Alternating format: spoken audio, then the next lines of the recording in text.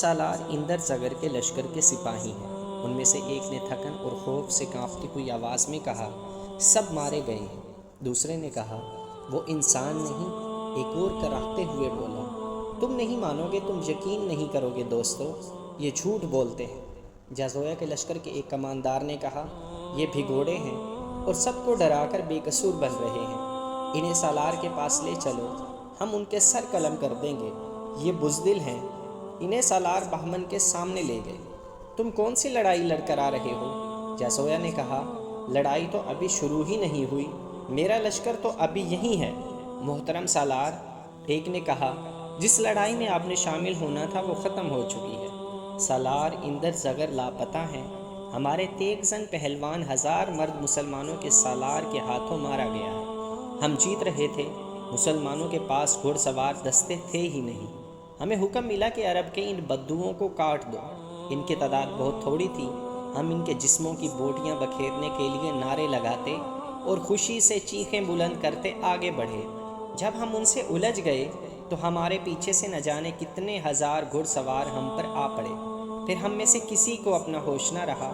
سالار عالی مقام زخمی سپاہی نے ہانپتے ہوئے کہا، سب سے پہلے ہمارا جھنڈا گرا، کوئی حکم دینے والا نہ رہا، ہر طرف نفسا نفسی اور بھگدڑ تھی، مجھے اپنوں کی صرف لاشیں نظر آتی تھی۔ میں کس طرح یقین کر لوں کہ اتنے بڑے لشکر کو اتنے چھوٹے لشکر نے شکست دے دی؟ جازویا نے کہا، اتنے میں اسے اطلاع دی گئی کہ چند اور سپاہی آئے ہیں، انہیں بھی ان کے سامنے کھڑا کر دیا گیا۔ یہ 13-14 سپاہی تھے، ان کی حالت اتنی بری تھی کہ 3-4 گر پڑنے کے انداز سے بیٹھ گئے۔ تم مجھے ان میں سب سے پرانے سپاہی نظر آتے ہو۔ جازویا نے ایک ادھیڑ عمر سپاہی سے، جس کا جسم توانا تھا، کہا، کیا تم مجھے بتا سکتے ہو کہ میں نے جو سنا ہے یہ کہاں تک سچ ہے؟ تم بھی جانتے ہوگے کہ بزدلی کی، میدان جنگ سے بھاگ آنے کی اور جھوٹ بولنے کی سزا کیا ہے۔ اگر آپ نے یہ سنا ہے کہ سالار اندر زغر کی فوج مدینہ کی فوج کے ہاتھوں کٹ گئی ہے تو ایسا ہی سچ ہے، جیسا آپ سالار ہیں اور میں سپاہی ہوں۔ اس پرانے سپاہی نے کہا، اور یہ ایسے ہی سچ ہے جیسے وہ آسمان پر سورج ہے اور ہم سب زمین پر کھڑے ہیں۔ میں نے مسلمانوں کے خلاف یہ تیسری لڑائی لڑی ہے، ان کی نفری تینوں لڑائیوں میں کم تھی، اور صرف کم نہیں بہت کم تھی۔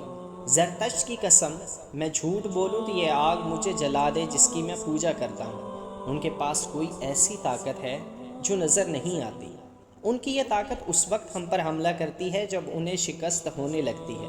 مجھے اس لڑائی کا بتاؤ۔ سالار بہمن جازویا نے کہا، تمہارے لشکر کو کس طرح شکست ہوئی؟ اس سپاہی نے پوری تفصیل سے سنایا کہ کس طرح مسلمان اچانک سامنے آ گئے اور انہوں نے حملہ کر دیا، اس کے بعد یہ مارکہ کس طرح لڑا گیا۔ ان کی وہ طاقت جس کا میں نے ذکر کیا ہے، سپاہی نے کہا، وہ گھڑ سوار دستے کی صورت میں سامنے آئی۔ اس دستے میں ہزاروں گھوڑے تھے، ان کے حملے سے پہلے یہ گھوڑے کہیں نظر نہیں آئے تھے۔ اتنے 1000 گھوڑوں کو کہیں چھپایا نہیں جا سکتا۔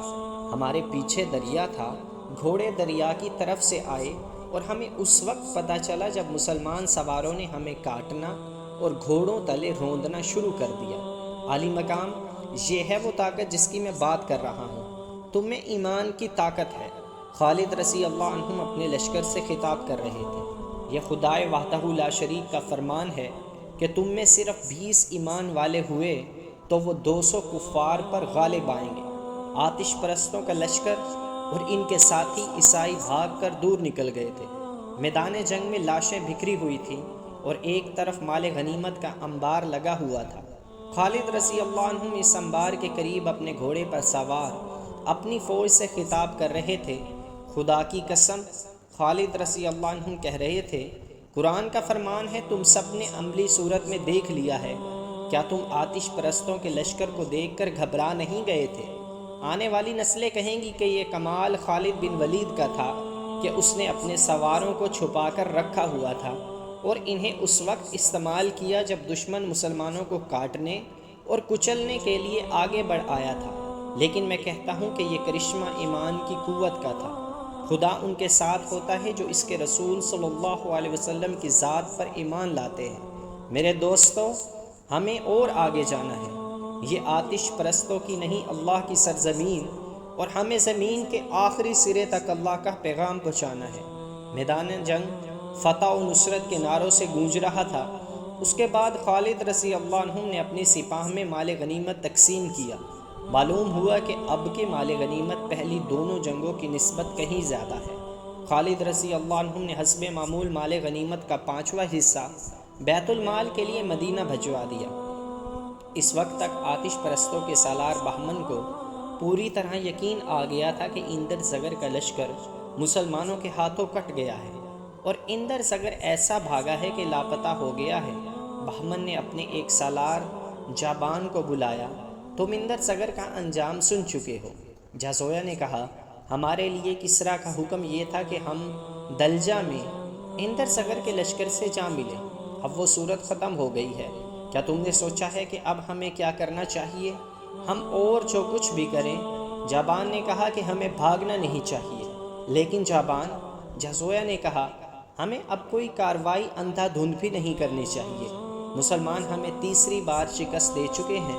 کیا تم نے محسوس نہیں کیا کہ وہ وقت گزر گیا ہے کہ جب ہم مدینہ کے لشکر کو سراہی، لٹیرے اور بدو کہا کرتے تھے؟ اب ہمیں سوچ سمجھ کر آگے بڑھنا ہے۔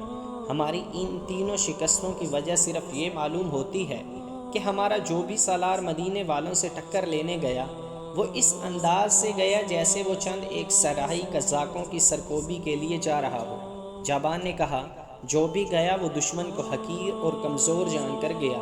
ہماری آنکھیں پہلی شکست میں ہی کھل جانی چاہیے تھی، لیکن ایسا نہ ہوا۔ آپ نے بھی تو کچھ سوچا ہوگا۔ سب سے پہلی سوچ تو مجھے یہ پریشان کر رہی ہے۔ جازویا نے کہا کہ کسریٰ اردشیر بیمار پڑا ہے۔ میں جانتا ہوں کہ اسے پہلی 2 شکستوں کو صدموں نے بستر پر ڈال دیا ہے۔ ایک اور شکست کی خبر اسے لے ڈوبے گی۔ یہ بھی ہو سکتا ہے کہ اس شکست کی خبر پہنچانے والے کو وہ قتل ہی کرا دے۔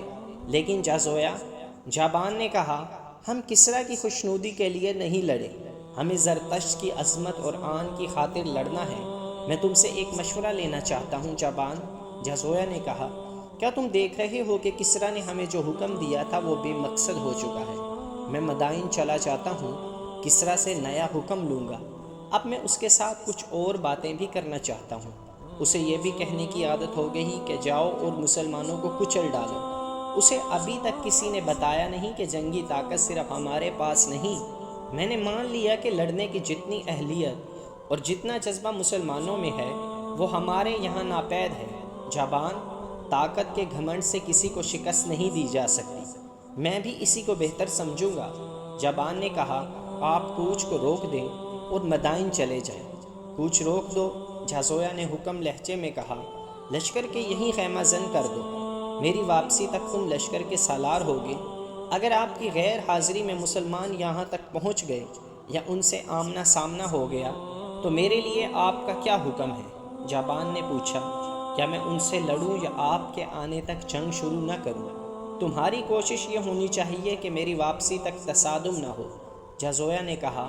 آتش پرستوں کے لشکر کا کوچ روک کر اسے وہیں خیمہ زن کر دیا گیا اور بہمن اپنے محافظ دستے کے چند ایک گھڑ سواروں کو ساتھ لے کر مدائن کو روانہ ہو گیا۔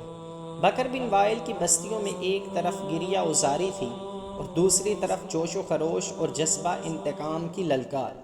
اس عیسائی قبیلے کے وہ ہزاروں آدمی جو للکارتے اور نعرے لگاتے آتش پرست لشکر کے ساتھ مسلمانوں کو فارس کی سرحد سے نکالے گئے تھے، وہ میدان جنگ سے بھاگ کر اپنی بستیوں کو چلے گئے تھے۔ یہ وہ تھے جو زندہ نکل گئے تھے۔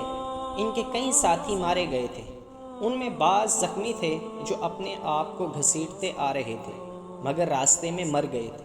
یہ عیسائی جب سر جھکائے ہوئے اپنی بستیوں میں پہنچنے لگے تو گھر گھر سے عورتیں، بچے اور بوڑھے نکل گئے۔ ان شکست خوردہ ٹولیوں میں عورتیں اپنے بیٹوں، بھائیوں اور خامندوں کو ڈھونڈنے لگیں۔ بچے اپنے باپوں کو دیکھتے پھر رہے تھے۔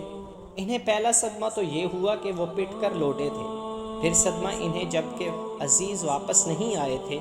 بستیوں میں عورتوں کی آہ و فغاں سنائی دینے لگی۔ وہ اونچی آواز سے روتی تھی، پھر تم زندہ کیوں آ گئے ہو؟ ایک عورت نے شکست کھا کر آنے والوں سے چلا چلا کر کہا، تم ان کے خون کا بدلہ لینے کے لیے وہیں کیوں نہیں رہے؟ یہ آواز کئی عورتوں کی آواز بن گئی۔ پھر عورتوں کی یہی للکار سنائی دینے لگی، تم نے بکر بن وائل کا نام ڈبو دیا ہے، تم نے ان مسلمانوں سے شکست کھائی ہے جو اسی قبیلے کے ہیں، جاؤ اور شکست کا انتقام لو۔